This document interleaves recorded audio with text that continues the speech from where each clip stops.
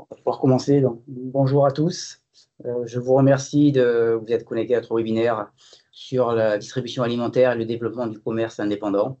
Je vous présente dans un premier temps le cabinet Secafi, si c'est nécessaire. Donc, Secafi est un cabinet d'expertise comptable et de conseil à destination des IRP. Et donc, nous travaillons pour les IRP aussi bien pour les problématiques financières que stratégiques ou conditions de travail. Et moi, je suis Fabio Albertucci, je travaille dans le cabinet depuis une vingtaine d'années et je suis spécialisé dans le secteur de la distribution et en particulier de la distribution alimentaire et de la logistique. Je te laisse présenter. Et bonjour à tous. Moi, je suis Stéphane Manina, présent dans le cabinet depuis 15 ans et j'interviens aux côtés de Fabien sur toutes les problématiques économiques, financières, stratégiques, sociales et même conditions de travail en ce qui concerne la grande distribution et principalement la logistique alimentaire. Et puis donc, on va vous présenter ce matin tous les deux le support. Donc, ce que je vous propose, c'est de dérouler le support et puis de garder un petit quart d'heure à la fin de la réunion pour une séance de questions-réponses.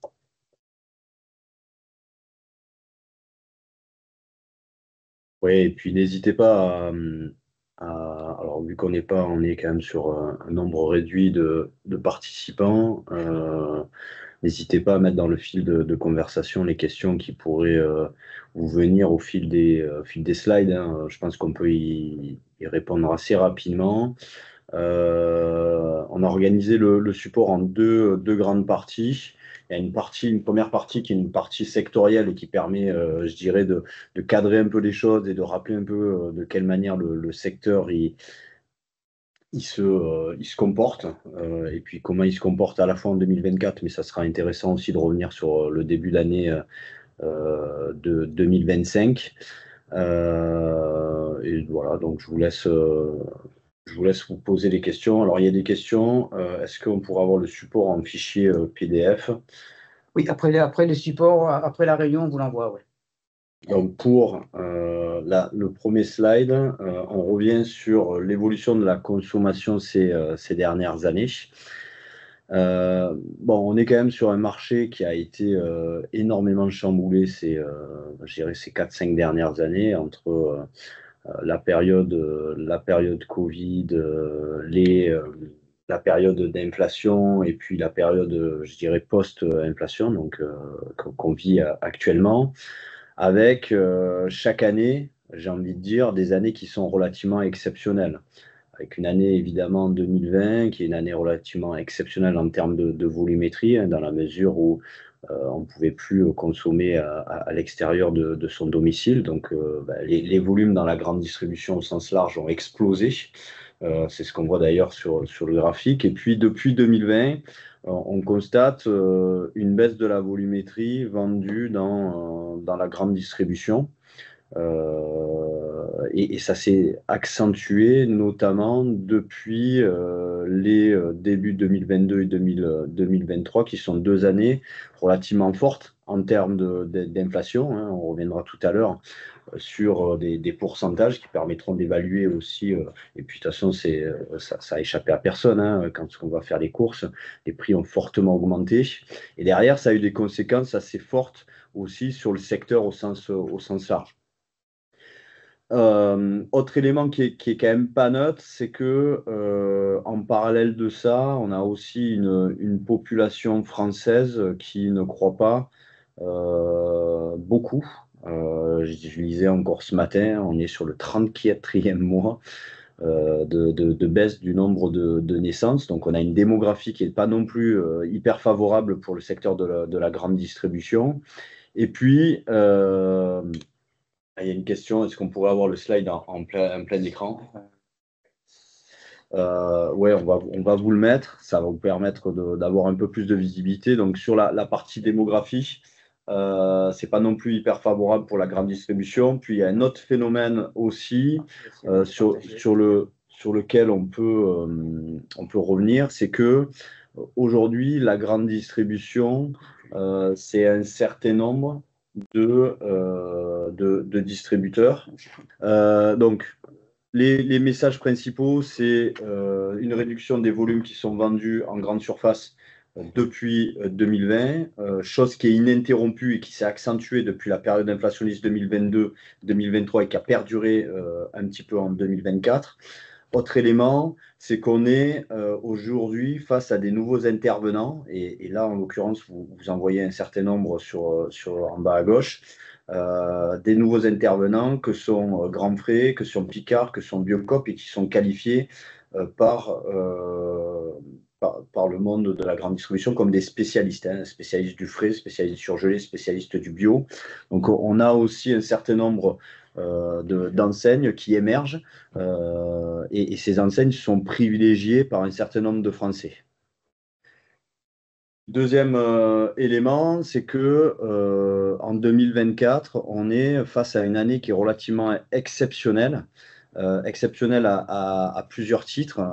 Exceptionnelle parce que en 2024, on a assisté à une reconfiguration du marché, une concentration du marché avec notamment la disparition de deux enseignes, disparition de Cora au profit qui a été racheté donc par Carrefour, également le rachat de Carrefour, de Match par Carrefour, et puis la disparition de Casino avec un rachat par plusieurs intervenants, par Intermarché, par Auchan, et puis par Carrefour qui a récupéré un certain nombre, eu dans une autre mesure à récupérer des magasins en ralliant les magasins Casino. Donc on est face à une concentration du marché qui a été très importante en 2024, qui reste importante aussi aujourd'hui parce qu'on a un mercato des magasins qui s'effectue sur 2025, toujours au profit des mêmes enseignes. On a eu des ralliements de gros franchisés Carrefour, Casino vers Carrefour.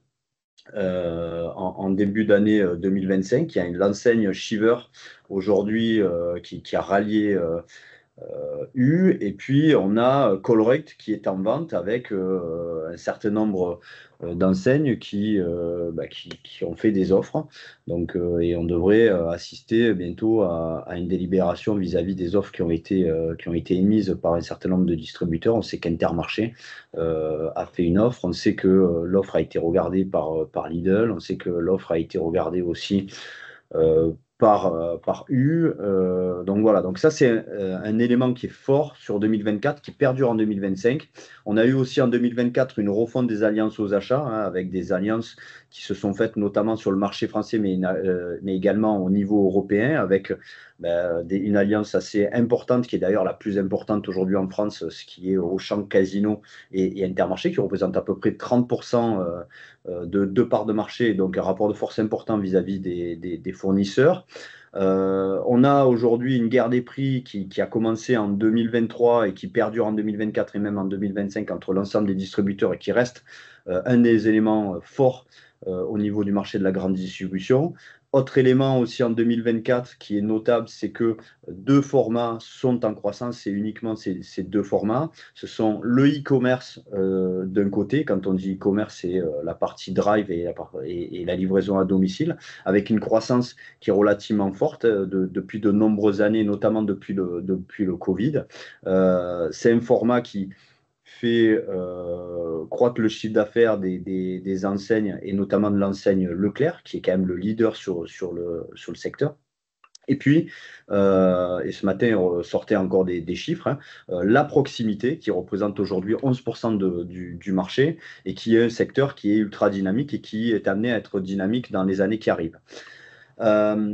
Autres éléments, plus rapidement, avec l'inflation, on a eu une progression des marques distributeurs, ou en tout cas des ventes de marques distributeurs en magasin. Ça, c'est un point important avec des marques distributeurs premier prix qui ont été vendues, je dirais, plus fortement pendant la période inflationniste, un peu moins aujourd'hui, mais qui restent sur une dynamique quand même assez importante.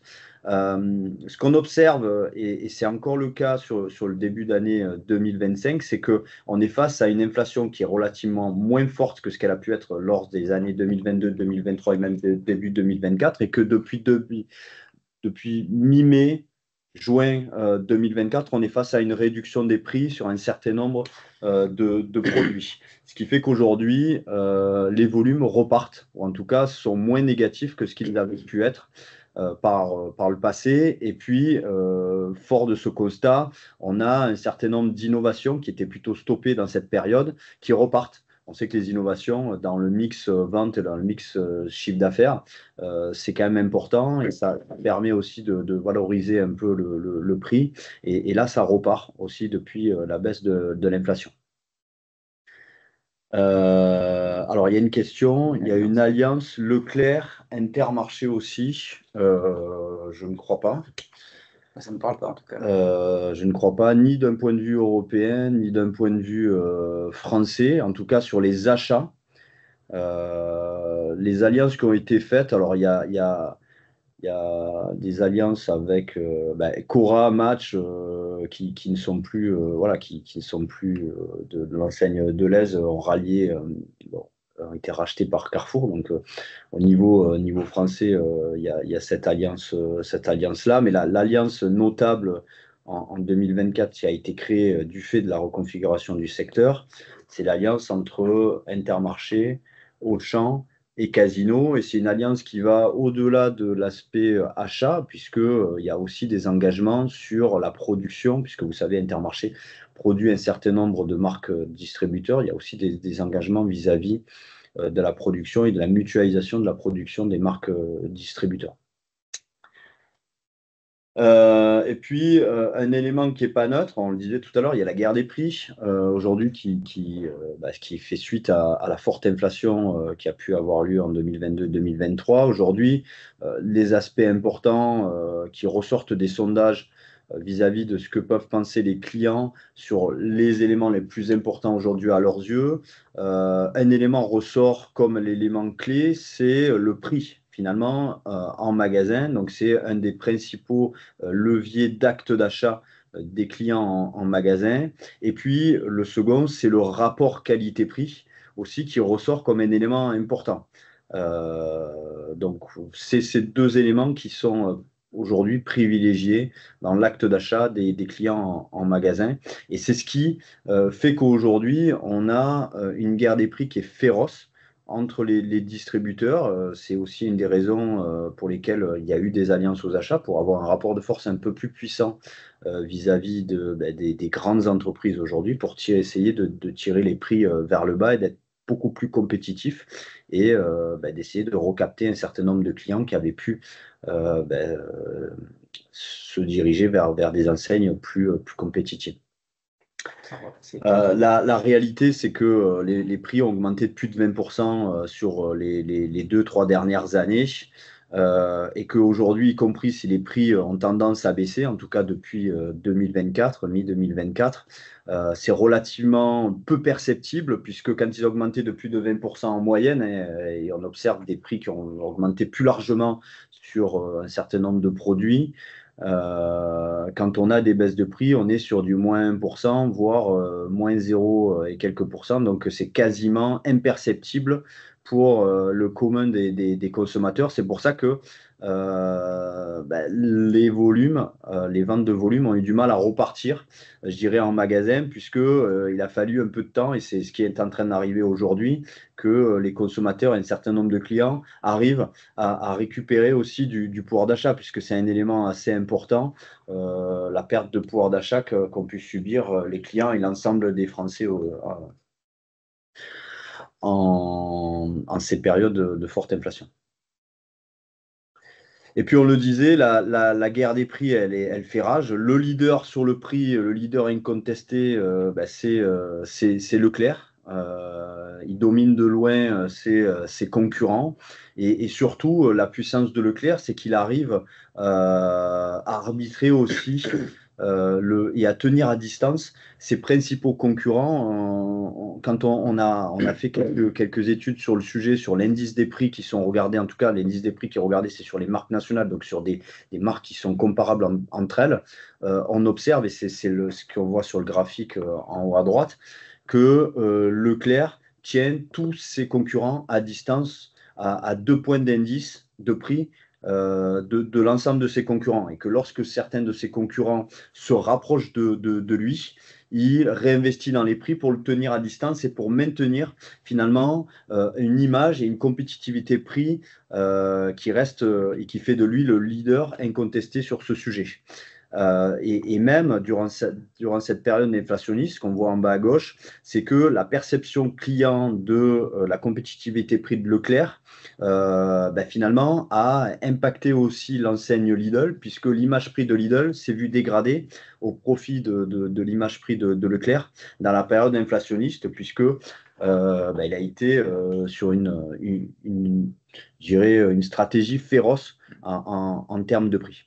Et puis, quand on parle des indépendants et des intégrés, c'est le sujet du webinaire, on voit bien que sur les référentiels de prix, sur les études de prix, ce sont les indépendants qui sont les moins chers et ce sont eux qui gagnent des parts de marché. Donc, c'est aussi un point d'accroche pour les intégrés, pour se dire, ah ben tiens, c'est les indépendants qui ont de bons résultats, donc on aimerait travailler comme eux. Après, travailler comme eux, ça veut dire plein de choses, mais on va aller plus loin. Ouais, il y a une question, je pense que peut-être on y répondra plus tard sur le rachat de Carrefour. Alors, le néerlandais à Delhaize, ce qu'il faut savoir, c'est que c'est vrai que Carrefour elle a été approché par un certain nombre de distributeurs étrangers ces derniers mois ou ces dernières années. On y répondra peut-être si vous voulez en fin de webinaire, puisque c'est quand même un sujet un peu plus large. En tout cas, en termes de part de marché, puisque c'est la résultante finalement de l'activité et des ventes de toutes ces enseignes. Il y a plusieurs tendances. Il y a ceux qui gagnent Alors là, on est sur l'année 2024, mais 2025, je dirais que c'est à peu près pareil. En tout cas, sur les tendances, il y a plusieurs tendances et il y a plusieurs écoles. Il y a ceux qui gagnent des parts de marché sans avoir fait de la croissance externe, donc sans avoir racheté les concurrents. Donc ça, c'est Leclerc et plutôt U. Donc, et ce qui est relativement une belle performance, hein, parce que d'arriver à gagner des parts de marché dans un marché qui est plutôt en retrait, qui est plutôt en compétition de plus en plus féroce, c'est quand même une certaine performance. Leclerc le fait très bien et le fait parce qu'il fait de la croissance principalement en tout cas la moitié de croissance sur ses drives. Et puis l'autre croissance qu'il fait, c'est à périmètre comparable sur ses enseignes et sur son carrelage. Coopérative U, donc il a changé de nom, puisqu'avant c'était Système U, mais il a changé de nom en Coopérative U durant l'année 2024 aussi. Lui fait de la croissance à la fois à périmètre comparable, mais aussi en ralliant un certain nombre de ses concurrents. Donc, il arrive à récupérer des magasins, il a récupéré un certain nombre de franchisés casinos, même des magasins Intermarché, Shiver, qui est quand même un gros franchisé qui était chez Auchan. Donc, c'est une centaine de magasins. Il arrive, je dirais, sans débourser autant que les autres, à capter des magasins et à croître. Donc ça aussi, c'est une belle performance. Et c'est un modèle qui, finalement, est privilégié par un certain nombre de franchisés. Et du coup, il progresse petit à petit. Puis je dirais qu'il y a le reste. Il y a Carrefour qui progresse uniquement par le rachat. On le voit très bien d'ailleurs, hein, entre le début d'année 2024 et la fin d'année 2024, une fois qu'il a récupéré les magasins Coramatch, il progresse en termes de part de marché uniquement par rachat. C'est le cas également au niveau pour Auchan, hein, une fois qu'il a récupéré la centaine de magasins Casino, c'est à ce moment-là aussi qu'il progresse en termes de part de marché. Et puis Casino, qui perd des parts de marché depuis un certain nombre de temps. Et puis Lidl, qui a perdu pendant une dizaine de périodes des parts de marché, qui a plutôt tendance aujourd'hui à récupérer des parts de marché du fait aussi d'un ralentissement de l'inflation. Il y a une sensibilité relativement forte pour Lidl à la hausse des prix, puisque son modèle où il est avec une largeur de gamme qui n'est pas très importante, à peu près entre 2000 et 3000 références, et finalement la capacité qu'il a à être ou à impacter les prix par le bas est assez difficile. L'inflation a été assez dure pour lui. Aujourd'hui, il relève la tête. Il a mis en œuvre une stratégie. Bon, il a évidemment mis en place les premiers prix. Ça a plutôt tendance à fonctionner. Néanmoins, aujourd'hui, il récupère des parts de marché, puis Intermarché en dernier. Lui, il gagne des parts de marché à périmètre comparable, donc sur son périmètre historique, et c'est le cas encore en 2025. En 2025, les chiffres montrent que son périmètre historique fonctionne très bien. Et puis, il récupère aussi des parts de marché du fait du rachat des magasins Casino. En tout, c'est quasiment 300 magasins qu'ils ont récupérés entre 2023 et 2024 pour Intermarché. Puis Aldi, enfin, qui est quand même en grande difficulté aujourd'hui, et dont on se pose quand même un certain nombre de questions sur son avenir sur le marché français. Et puis, en tout cas, les grands gagnants sur une période longue, mais même sur une période récente, ce sont vraiment les indépendants. Les indépendants, c'est Leclerc, Intermarché et U. C'est ceux qui gagnent des parts de marché de manière continue.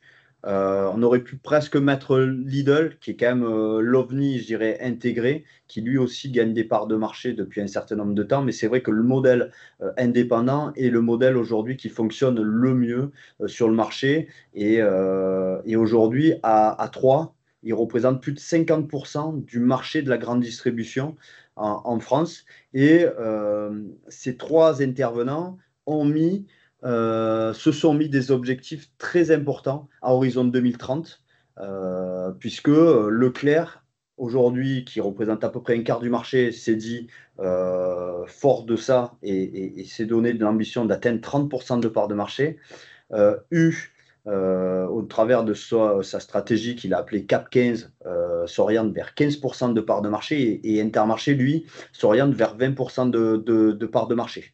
Donc on est face à 3 indépendants, 3 distributeurs qui ont des volontés relativement fortes aujourd'hui pour gagner des parts de marché. Dans un marché qui n'est pas en train de grossir, donc sur un gâteau qui est toujours le même, se dire que ces 3 enseignes qui, généralement, quand elles se mettent des objectifs, y parviennent ou en tout cas ne sont pas loin d'y parvenir, ça veut dire que dans les années qui arrivent, on va être face à un marché qui va encore se reconfigurer. C'est le cas en 2025, ça sera probablement encore le cas. Et là, Colruyt, c'est un des éléments qui fera que une des enseignes qui est là, ou une ou plusieurs, voilà, seront sur le chemin de l'atteinte des ambitions qui se sont fixées. Et puis, aujourd'hui, les indépendants réussissent pour différentes raisons. Déjà, ils sont plus compétitifs en termes de prix. Ils ont des magasins généralement qui sont mieux tenus, qui sont plus propres, qui sont mieux achalandés, qui sont plus rénovés, qui sont plus attractifs, en tout cas pour un certain nombre, avec un service client, une expérience client qui est quand même généralement plus appréciée. Euh, voilà, un assortiment qui est large, mais qui n'est pas non plus celui d'un grand hyper. Ils ont le format, je dirais, qui fonctionne bien. Puis derrière, ils ont aussi des fonctions support qui font que finalement, la disponibilité linéaire en magasin est bien là. Une compétitivité dans le coût de ces fonctions amont qui est aussi nécessaire pour avoir des prix qui soient attractifs en magasin. Une valeur qui est répartie, alors bien évidemment majoritairement sur le magasin, mais avec une répartition de la valeur sur l'ensemble de la chaîne, qui permet aussi voilà, de rétribuer à l'ensemble des parties prenantes du fonctionnement de l'entreprise un certain niveau de valeur. Une indépendance qui est relative. Alors, en tout cas, là, on prend l'exemple de la charte Leclerc qui est obligée d'avoir. Il y a un cadre dans lequel vous devez vous inscrire, notamment voilà, quand vous rentrez chez Leclerc, vous devez respecter un certain cahier des charges. C'est le cas aussi pour l'ensemble des indépendants. Et puis surtout, un élément qui est important, c'est qu'à la tête du magasin, au-delà du fait qu'il y a un directeur de magasin, il y a aussi quelqu'un qui a investi dans le magasin. Et quelqu'un qui investit dans le magasin, forcément, il a tout intérêt à ce que son magasin fonctionne bien. Et puis les intégrés, quand on parle d'intégrés, on parle d'Auchan, alors Carrefour qui est plus ou moins intégré aujourd'hui, un parc qui est à moitié franchisé, à moitié intégré. Ils n'ont pas forcément toujours les mêmes intérêts entre ceux qui sont en bourse, ceux qui n'y sont pas. l'aspect assez descendant aussi des prises de décision, des investissements qui ne sont pas toujours faits. Alors, ce n'est pas vrai pour tous, parce que quand on voit les investissements conséquents qui sont faits, notamment par Lidl, en tout cas pour essayer de rénover l'ensemble de son parc de magasins, mais c'est vrai que, et on voit que ça fonctionne, en tout cas pour un certain nombre de magasins. Voilà, il y a un fonctionnement aujourd'hui de la part des intégrés qui va davantage aussi vers le fonctionnement des indépendants, hein. C'est le cas, et ça fera le sujet de la partie suivante, sur la location de gérance, sur la mise en franchise, sur le développement de la franchise, notamment des dernières enseignes du groupe Casino. En tout cas, la majorité est en franchise à travers de Monoprix, de Franprix, voilà. Donc, et puis,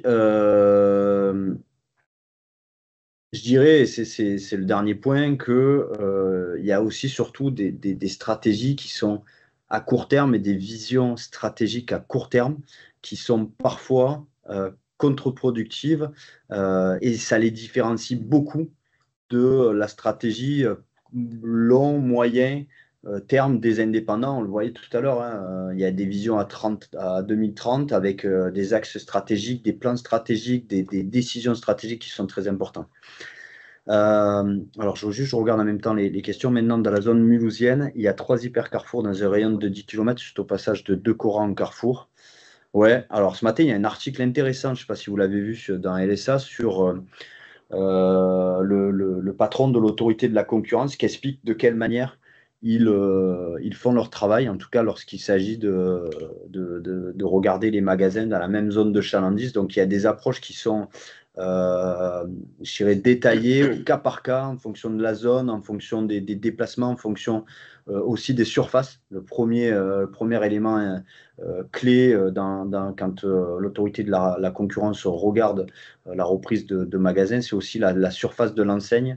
Si elle ne dépasse pas 50% de la zone, généralement ils acceptent. Alors s'il est possible que dans la région de Mulhouse, il y ait aussi un certain nombre d'autres magasins qui permettent aussi cet élément-là. Il n'a pas évolué depuis 15 ans, il est passé en location de gérance depuis 2 ans. Bon, ça fait partie sur la situation de Carrefour. On va vous montrer, on a quelques photos de magasins qu'on a pris comme exemple, et vous verrez qu'on se rejoint sur quand même le constat de la tenue des magasins. Ouais, et puis juste en synthèse, avant de passer la main à Fabien, là on parle uniquement indépendant, intégré, mais je vous rappelle, voilà, une chose, c'est qu'aujourd'hui, on est face aussi à des clients qui partent vers d'autres enseignes qui ne sont pas incluses dans le panel de la grande distribution tel qu'il est présenté aujourd'hui par les acteurs. C'est-à-dire que aujourd'hui, il y a de plus en plus de clients qui partent vers du grand frais, qui partent vers des déstockeurs, voilà, qui achètent différemment, qui vont voilà, qui morcellent aussi leurs achats en fonction des enseignes. Et ça, forcément, c'est des pertes de clients pour les enseignes classiques de la grande distribution. Et donc, aujourd'hui, on est face à des phénomènes, y compris sur la consommation hors domicile, sur la livraison je dirais de produits, sur voilà, des modifications vraiment très importantes, des façons de consommer qui influencent énormément les résultats, le trafic, les achats dans la grande distribution classique. Donc ça, et ça va tellement vite, et ça change tellement vite, que c'est très difficile aujourd'hui pour l'ensemble des acteurs de s'adapter à ce qui se passe au niveau de la consommation alimentaire, je dirais, en France.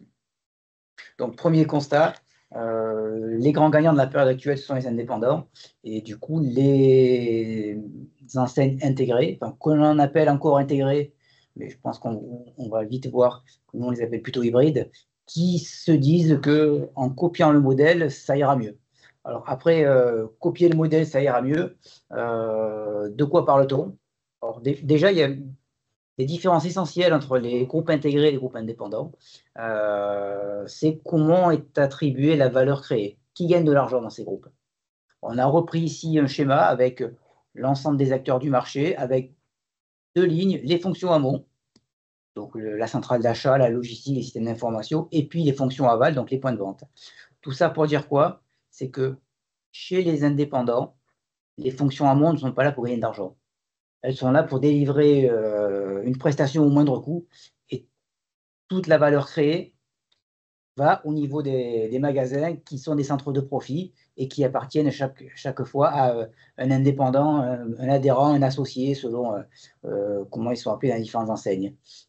Il y a une différence essentielle avec les enseignes intégrées, c'est que chez Carrefour, par exemple, les fonctions amont sont cotées en bourse et donc les fonctions amont doivent remonter les dividendes auprès des actionnaires. Et puis en bas, les fonctions aval, alors ça peut être des magasins, mais ça peut être aussi des franchisés ou des locataires gérants qui sont là aussi avec une volonté de gagner de l'argent. Donc on voit bien que là où chez les indépendants, la valeur créée est fléchée vers les magasins, chez les intégrés, alors c'est vrai chez Carrefour, c'est vrai chez Casino aussi, il y a déjà une opposition entre sur 100 de valeur créée, qui va gagner 50 ou qui va gagner 80 ou qui va gagner uniquement 20.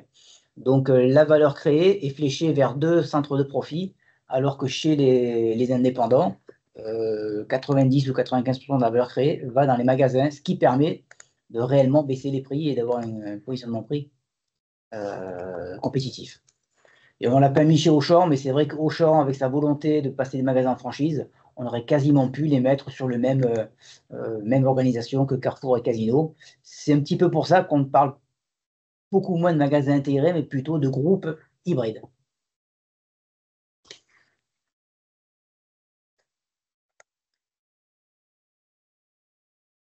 Et puis quand on regarde les résultats de ces magasins, bon, ici on a pris les liasses fiscales de magasins Carrefour Market, Intermarché et Système U. On voit bien que, si je prends un exemple, le résultat net, donc en moyenne, un magasin Intermarché gagnait en 2022 368 000 euros, un magasin Super U 460 000 euros, un magasin Carrefour Market indépendant, c'est 134 000 euros en moyenne. Donc on voit bien que finalement, là où on a un vrai positionnement prix et on a un vrai fléchage de la valeur vers les magasins, on voit que ça réussit. Et c'est aussi pour ça qu'il fait dire à Carrefour, ah ben les indépendants, ça marche bien. Donc moi aussi, j'aimerais avoir de plus en plus d'indépendants. Et notamment quand je transfère un magasin qui ne fonctionne pas vers un locataire gérant, le locataire gérant saura faire mieux que moi. Bon, ça reste quand même à approuver. En tout cas, on voit bien pourquoi les enseignes indépendantes veulent transférer des magasins, les enseignes d'intérêt, pardon, veulent transférer des magasins vers des indépendants. Il y a un point, alors si je peux me permettre, il y a aussi un point important, c'est la capacité aussi à certaines enseignes, notamment aux indépendants, à délivrer une marge importante aux magasins. On voit ici, entre les markets Inter et U, on voit le niveau de marge brute que réussissent à faire les magasins en moyenne Intermarché et U sont bien plus importants et ça revient aussi à ce que disait Fabien précédemment sur l'allocation de la marge entre l'amont et l'aval. Chez Intermarché, chez U ou même chez Leclerc, la marge, elle est quasiment délivrée uniquement au magasin pour que le magasin soit vraiment l'endroit où on gagne de l'argent pour lui permettre à la fois d'investir sur les prix, pour lui permettre d'avoir un retour aussi sur investissement, lui permettre d'investir dans son magasin ou de continuer à investir. Alors, parce que je voyais passer des questions sur depuis 15 ans, il n'est pas été rénové, ils sont sales. Parce que voilà, aussi laisser de la marge au magasin, c'est aussi lui permettre de tenir correctement son magasin, d'investir dans les parkings, d'investir dans les rayons, d'investir dans du carrelage, d'investir dans des frigos, d'investir dans toute une série de choses qui permettent que le magasin soit attractif et fasse que le moment des courses soit une expérience client qui soit plutôt positive. Ça aussi, c'est un élément important et qui différencie le modèle indépendant et modèle intégré hybride. Après, les grandes différences entre un magasin intégré, un magasin franchisé et un locataire gérant. Bon, un magasin intégré du point de vue de l'organisation des IRP, c'est un CSE établissement alors qu'on a deux sociétés à côté. La durée du contrat, ben, un magasin intégré, c'est sans objet, il n'y a pas de durée spécifique. Un magasin franchisé, le contrat va de 7 à 12 ans, et un magasin locataire gérant, la durée de contrat est beaucoup plus courte, c'est 3 à 4 ans. Or, peut-être qu'on n'a pas dit la différence essentielle entre un franchisé et un locataire gérant, c'est que le franchisé détient son fonds de commerce, alors que le locataire gérant, une société qui exploite un fonds de commerce qui ne lui appartient pas. Et en l'occurrence, chez Carrefour, ça se fait beaucoup. Un indépendant crée une société pour gérer un magasin, mais ne détient pas le fonds de commerce. Donc ça veut dire qu'il doit payer le loyer pour utiliser ce fonds de commerce. C'est ce qu'on met ici. Le fonds de commerce intégré, c'est la propriété du groupe. Franchisé, c'est le franchisé qui est propriétaire, alors que le locataire gérant n'est que locataire. Au niveau de la propriété des murs, les intégrés peuvent être propriétaires ou locataires, les franchisés peuvent être propriétaires ou locataires aussi, tout dépend des enseignes, alors que le locataire gérant, bien souvent, n'est que locataire. Dans un magasin intégré en termes d'approvisionnement, il se fait auprès du groupe avec très peu de marge de manœuvre, alors que pour les indépendants, l'approvisionnement normalement est fléché au maximum vers l'enseigne, mais l'indépendant peut y déroger et se servir en proximité lorsqu'il estime que soit il a des tarifs plus importants, plus intéressants, ou qu'il a des produits régionaux qui sont plus intéressants pour ses clients. Et là aussi, du coup, les indépendants peuvent mieux s'adapter à la zone de chalandise. Et puis, la question des investissements dont on parlait tout à l'heure, un intégré, c'est selon les budgets du groupe et c'est selon les arbitrages du groupe. Le franchisé, c'est selon les capacités financières du franchisé. Le locataire gérant, bah, finalement, quel intérêt pour lui d'investir dans son magasin pour un contrat aussi court? Sachant que logiquement, un locataire gérant a vocation, au bout de 3 ou 4 ans, à racheter le fonds de commerce pour devenir franchisé. C'est la théorie, mais dans la pratique, ça ne marche pas forcément tout le temps. D'ailleurs, il y a Ali qui dit, depuis 2018, les magasins qui sont passés en location gérante ne sont pas devenus des magasins rentables. C'est la réponse que nous a été donnée par la Oui. direction. Et ben, du coup, ça pose la question, du coup, que fait-on? Un locataire gérant qui normalement est là pour gagner de l'argent et racheter un fonds de commerce, si au bout de 3 ans, 4 ans, il ne gagne pas d'argent ou pas suffisamment pour acheter le fonds de commerce, on fait quoi? Et il y a deux possibilités. Soit je jette l'éponge et je rends le magasin à mon franchiseur, ce qui est un constat d'échec. Soit bah, je continue, mais je vais demander à mon franchiseur qui me renvoie un petit peu de marge pour continuer à travailler, ce qui n'est pas forcément un équilibre des forces intéressant pour tout le monde. On va y revenir. Quand on passe en franchise en location-gérance, finalement, il y a des impacts significatifs sur le statut social, mais également les conditions de travail. Déjà, passage en location-gérance, il y a une enseigne ou un groupe qui est précurseur, c'est Carrefour. On a repris ici les magasins intégrés sur la durée depuis 2019 et les magasins indépendants, franchisés ou locataires gérants. Et on voit bien que les hypermarchés et les supermarchés intégrés sont de moins en moins nombreux et que les hypermarchés et supermarchés indépendants sont en croissance assez régulière. Donc aujourd'hui, on a grosso modo la moitié des hypermarchés qui sont indépendants chez Carrefour et 80% des supermarchés. La proximité, de partout, c'est très souvent que les indépendants. En tout cas, on voit bien qu'une enseigne a été précurseur, mais on trouve pareil chez Casino, puisqu'aujourd'hui, les Franprix et les Monoprix passent de plus en plus régulièrement en franchise. Et on entend parler également d'une volonté similaire chez Auchan, qui souhaite passer en franchise certains de ces magasins.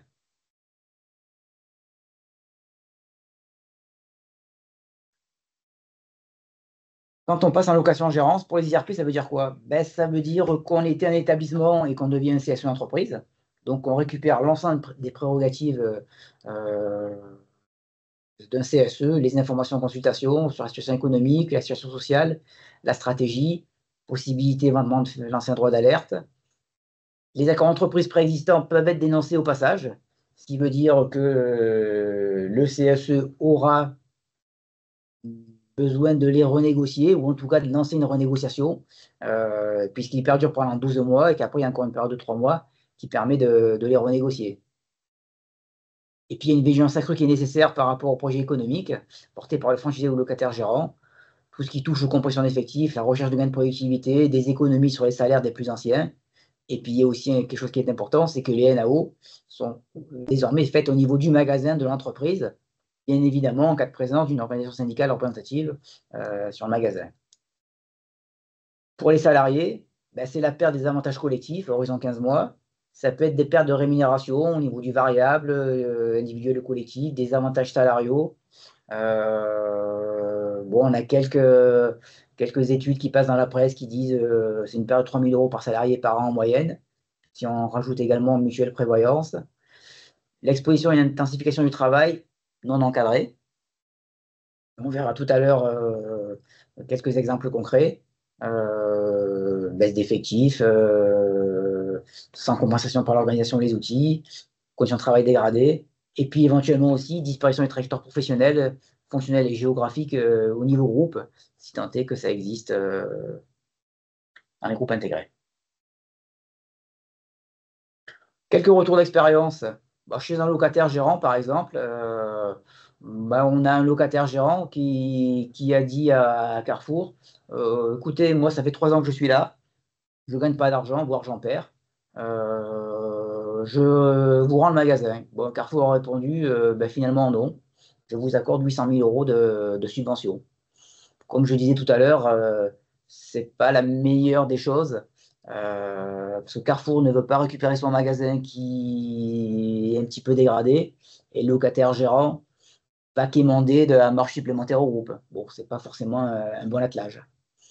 Et puis, quand un magasin passe en location-gérance chez Carrefour, il va payer une redevance de location-gérance, un pourcentage du chiffre d'affaires, les charges éducatives pour le loyer, une redevance d'enseigne, une redevance de publicité, une redevance fidélité, des redevances sur un support de communication. Donc là, on a un exemple où un locataire gérant reverse 7% de son chiffre d'affaires à Carrefour France. Donc là aussi, pas facile de gagner de l'argent dans ces conditions. Du point de vue social, alors là, on a repris un article du Monde qui est paru le 27 mai. Je vous laisserai le lire quand on vous enverra le document. Bon, perte d'intéressement de la participation, perte de la prime de vacances, une baisse de 15% des effectifs, une charge de travail qui augmente. Donc, grosso modo, pour le salarié qui est transféré, en général, ce n'est pas forcément une bonne nouvelle. Et ça demande du coup aux IRP de défendre d'autant plus et d'autant mieux les salariés du magasin.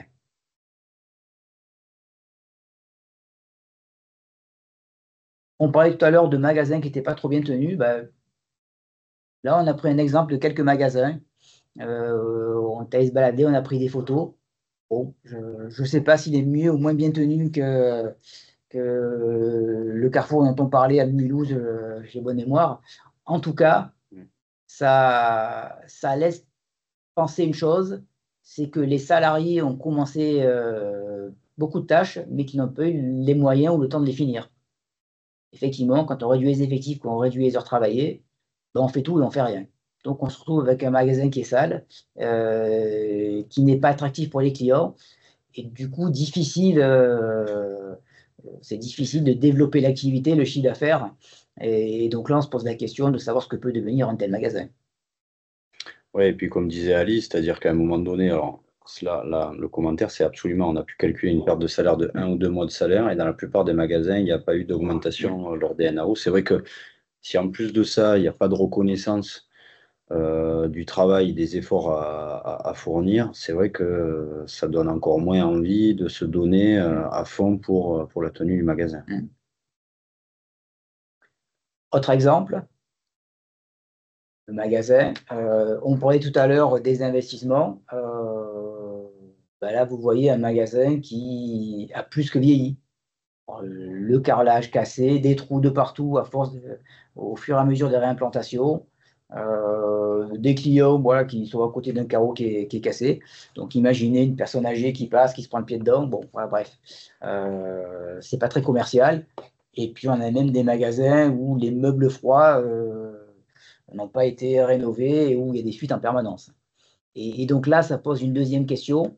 c'est pas celle du temps que les salariés ont pour tenir le magasin, c'est finalement qui fait les investissements. Là, on a vraiment l'impression que ni l'intégré, là on est chez Carrefour par exemple, ni le locataire gérant, ni le propriétaire des murs ne se sent concerné par les investissements qui sont nécessaires. Donc là, on voit bien qu'il y a une perte de commercialité pour le magasin. Et on se dit là aussi qu'il n'y a pas beaucoup de solutions, d'où le fait que certains peuvent éventuellement, certains locataires gérants, peuvent très bien se dire, bon, finalement, à quoi bon essayer de me battre pour le magasin? De toute façon, je n'ai pas les moyens euh, de faire quelque chose de correct. Et puis, imaginons-nous face à un magasin Leclerc dans lequel les prix sont 5 à 10% moins chers, un magasin qui est bien tenu, un magasin qui donne envie, en tout cas, d'y aller. Je suis assez d'accord avec Jean-Yves, hein, un magasin dans lequel aucun investissement n'est fait, vieillit très vite, baisse de chiffre d'affaires, de trafic, et vite délaissé, hein. Il n'y a que ceux qui ne peuvent pas aller ailleurs qui y vont. On en a, nous, ici, beaucoup d'exemples dans le sud-est. Voilà. Un consommateur, il est pragmatique, hein. Quand il achète un produit et que ce produit, il est dans un magasin qui est mieux tenu et qui, en plus, est un produit qui coûte vachement moins cher que dans le magasin concurrent, ben, on a vite fait notre choix, hein.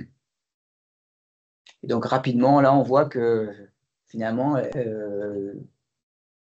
être indépendant, c'est pas un gage de réussite. C'est pas une martingale un peu magique en disant je transfère mon magasin à un franchisé et puis ça ira mieux. Donc c'est pas forcément le cas. C'est souvent pas le cas d'ailleurs. Même si bon, on a eu quelques exemples au niveau du groupe Casino. Quand le groupe Monsieur Zouari reprend des magasins en franchise. Bon, là, on a un franchisé qui a une certaine surface financière, notamment qui détient Picard.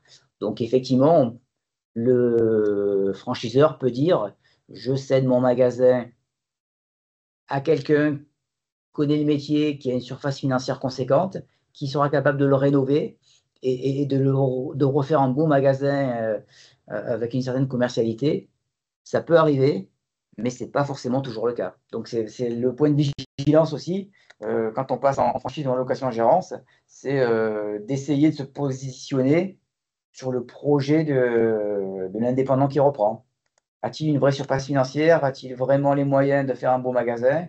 A-t-il une vraie vision du commerce? Ce n'est pas forcément le cas. En tout cas, ça fait partie des questions à se poser, au-delà de savoir si on va dénoncer les accords d'entreprise et si on pourra renégocier l'intéressement.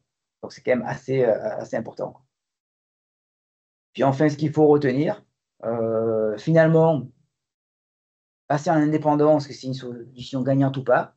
Pour qui et comment s'y préparer?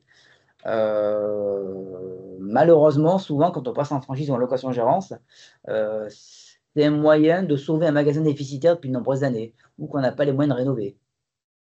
Or, oui, effectivement, à court terme, on sauve le magasin. Mais c'est surtout un aveu de faiblesse du franchiseur qui estime que le franchisé fera mieux que lui. À moyen long terme, est-ce qu'on sauve réellement le magasin? C'est pas sûr. On voit bien que si on n'a pas d'heures travaillées pour tenir le magasin, si on ne le rénove pas, ça ne marchera pas forcément. En tout cas, les salariés sont les grands perdants à court terme, en tout cas en termes de perte de rémunération, de dégradation des conditions de travail, et à moyen terme, la perte potentielle de leur emploi. Les groupes intégrés, plutôt des groupes hybrides, comme on pourrait dire, sont les grands gagnants à court terme. Effectivement, un magasin qui perd de l'argent, je le cède à un indépendant, je garde ma marge de gros et puis je sors toutes les pertes. Effectivement, à court terme, ça fonctionne. Et c'est ce qui fait aussi que Carrefour aujourd'hui voit ses résultats en France s'améliorer. Pour autant, à moyen terme, que se passe-t-il si le franchisé ou le locataire gérant jette l'éponge? Est-ce qu'on devra le subventionner éternellement? Comme on l'a vu tout à l'heure, 800 000 euros, c'est quand même une belle somme. Ou devra-t-on reprendre un fonds de commerce dégradé, quitte à le fermer et à faire un PSE peut-être? Donc là, c'est la double peine financière pour le groupe et sociale pour les salariés. Alors, on a été très, très critique là, pendant ce webinaire sur les indépendants. On veut quand même souligner que le secteur de la franchise, en général, c'est plutôt un gage de réussite pour de nombreuses enseignes du commerce, sous réserve d'avoir un concept qui est éprouvé. J'ai une enseigne qui fonctionne, j'ouvre un magasin dans la bonne zone commerciale avec le bon patron. Oui, ça fonctionne. Mais la franchise ou la location gérance, ce n'est pas un moyen pour sauver un magasin qui est déjà dans l'impasse du fait d'un historique qui est relativement lourd à porter. Et ce n'est pas non plus uniquement le moyen d'externaliser la gestion des investissements et des ressources humaines, puisqu'on voit que finalement, les investissements, il n'y en a pas forcément, et les ressources humaines, c'est plutôt en train de se dégrader. Et donc, comment se préparer? Ben, c'est se former et c'est contacter toutes les parties prenantes qui peuvent vous aider. Donc, ça peut être la DREX, ça peut être vos fédérations syndicales, ça peut être des experts qui peuvent vous aider et vous aiguiller sur comment appréhender le projet, comment lire le projet de l'indépendant qui reprendra un point de vente et comment essayer de s'approprier ce projet et d'essayer de limiter les difficultés. Ouais, et puis même d'essayer d'anticiper, de voir les signaux faibles pourraient y avoir sur les communications qui vous ont faites, sur les documents qui peuvent vous être passés. Donc voilà, l'objectif aussi, c'est d'anticiper au mieux les choses pour ne pas découvrir un jour une situation qui pourrait déplaire à un certain nombre. Et puis, je vois dans les commentaires Ali qui parle de son PDG. Alors, j'imagine que Oui, c'est on parle de Carrefour. Carrefour. Ouais, on parle de Carrefour. Et effectivement, Carrefour n'est plus un distributeur. Carrefour est un produit financier pour nous. C'est un produit financier qu'on vend aux actionnaires. Ça fait bien longtemps que Carrefour n'est plus une enseigne qui fait réellement du commerce. Enfin, en tout cas, c'est un avis très personnel. Ouais, et puis ça fait peut-être écho à la question du début, ce qui était sur le rachat de Carrefour par le néerlandais Ah oui. Ahold Delhaize. Déjà, il faut savoir que Carrefour, ils se sont fait approcher par un certain nombre d'enseignes. Il y a eu Couche-Tard, il y a eu Auchan, il y a eu Jerónimo Martins, je crois que c'est les Portugais. Et là, dernièrement, ça a été annoncé dans la presse il y a pas longtemps, il aurait été approché par Ahold Delhaize, à qui il a racheté les magasins Cora et Match. Ce qu'il faut savoir, c'est que Carrefour aujourd'hui est quand même sous-valorisé aujourd'hui au regard de la surface économique qu'il représente, 80-90 milliards d'euros de chiffre d'affaires. Il n'est que valorisé 9 milliards 7, je regardais là tout à l'heure, avec un cours de l'action qui est relativement faible au regard de l'activité qu'il représente. Donc potentiellement, y compris parce qu'il a, on disait tout à l'heure, un certain nombre de magasins de proximité, un certain nombre d'actifs aussi, il peut représenter une aubaine ou en tout cas un actif intéressant pour certains acteurs de la distribution qui sont des acteurs étrangers avec qui ils pourraient ou ils pensent pouvoir faire des synergies. Ou même y compris avoir des alliances aux achats un peu plus importantes et gagner en quelque sorte sur les produits qu'ils achètent. Donc il y a un intérêt, je dirais, à aller discuter ou en tout cas à s'intéresser au sujet Carrefour, qui est quand même bien implanté. Il faut savoir qu'aujourd'hui, il devient de plus en plus difficile d'ouvrir des magasins en France et quand ils ont déjà un certain nombre de surfaces, un certain nombre de magasins qui sont déjà ouverts, un certain nombre qui marchent aussi, hein. Il n'y a pas que des magasins qui ne fonctionnent pas, hein. Il y a un segment qui est plutôt en difficulté ou en crise, c'est le format hyper. Pour autant, ils ont encore des magasins de proximité, ils sont les leaders sur la livraison à domicile, ils ont des actifs aussi, même s'ils sont vieillissants, logistiques. Ils ont des fonctions de support qui sont présentes et qui œuvrent pour l'entreprise. Donc, il y a, je pense, voilà, une attractivité pour Carrefour qui résulte à la fois de sa valorisation faible et aussi du potentiel qui pourrait permettre voilà, de valoriser en termes de chiffre d'affaires et d'activité.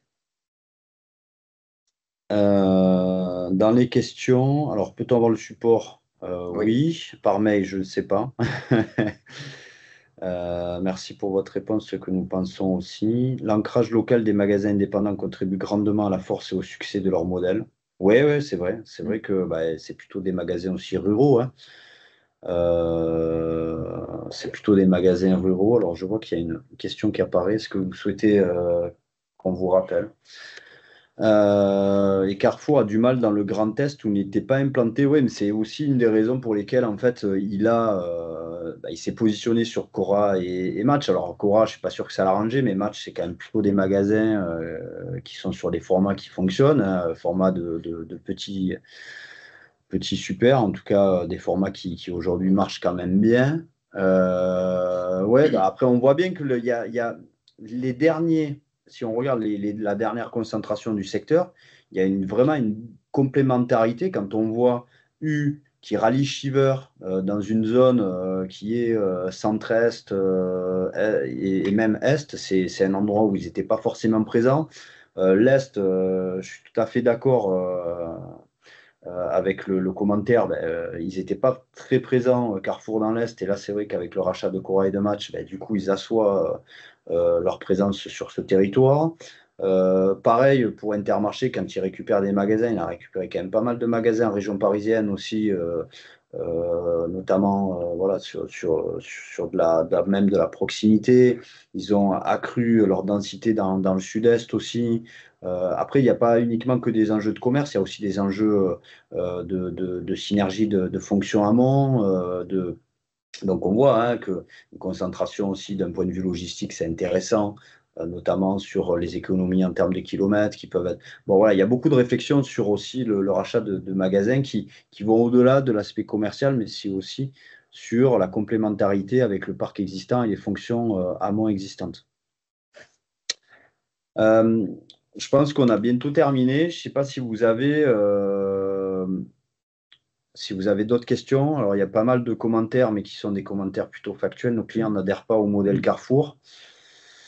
Malheureusement, oui. Ouais, ouais, c'est vrai qu'on voit un certain nombre de clients qui délaissent, ouais, notamment les grands magasins qui sont aussi délestés en termes d'investissement. Je vous renvoie à ce que présentait Fabien en tout début de la partie qu'il a présentée sur vraiment le modèle. Le modèle, c'est quand même un élément, le modèle économique, vraiment un élément important dans la bonne compréhension de pourquoi ça marche aujourd'hui, pourquoi ça ne marche pas.